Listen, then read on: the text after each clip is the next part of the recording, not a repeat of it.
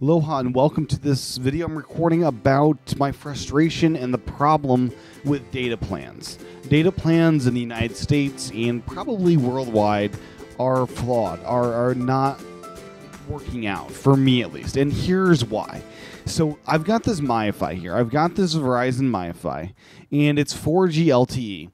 And so my first problem with this particular unit was when I got it, I had this $35 plan for 3 gigabytes, which is an okay plan, right? That's every month, 3 gigabytes, $35. When I upgrade to this device, Verizon forced me to upgrade to a $50 plan for 5 gigabytes. I don't want to use 5 gigabytes every month, but that's the minimum for LTE on this device according to them. So that's not even the problem. The problem beyond all of that, beyond forcing you to upgrade to higher tier plans, even if you don't need it or want it, is the fact that they are monthly plans that if you use say 200 megabytes, you get billed all the same. So the problem with this is I've got this MiFi here, this Verizon MiFi, and when I use it and I go through the 5 gigabytes, that's fine. That's normal, but it's not designed for how I think most people would like to use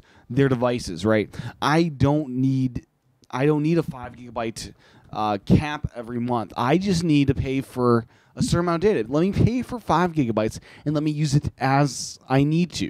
Let me use that over 5 months, 10 months. But no, the carriers don't want to do that. The carriers want us to stay in this really messed up system of, first off, having it on one device where it's not a Mac, an iPhone, an iPad. We're not able to have a shared data account. They're working on that, but that's currently not there. And secondly, there's no rollover data. That's the biggest problem here. We've had rollover minutes for years upon years, and that's a normal thing now, and that's expected. So that's why people don't complain really about the minutes scenario with, running out of minutes or things like that, or being confined to, I only used 10 minutes this month, but I want to use more the next month. That scenario applies for data. I'm going to go on a trip one month. I want to use, 10 gigs that month and perhaps only 1 gigabyte the month before. There's no scenario in place to do that. The carriers are locking you into a certain amount of data.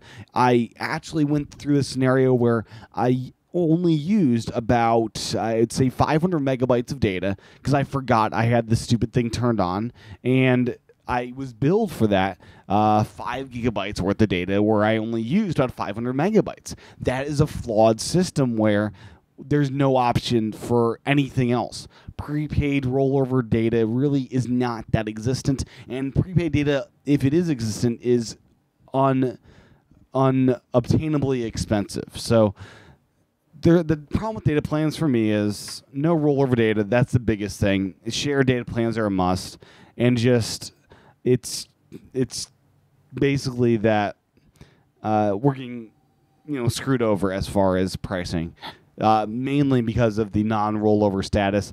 I just want to buy, say, 20 gigabytes and use that when I want to use it. Let me do that. That's my biggest complaint with data plans. I hope it changes in the next few years, but I'm not counting on it. I hope it gets rollover data as we have rollover minutes, but I'm not counting on it because I don't count on the carriers for anything because they're all pretty terrible.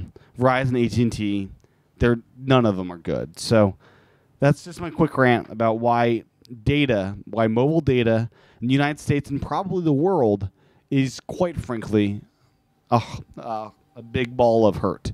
So thanks for watching. Check out my daily Apple News show over at iWakePodcast.com and stay tuned for more videos. Aloha.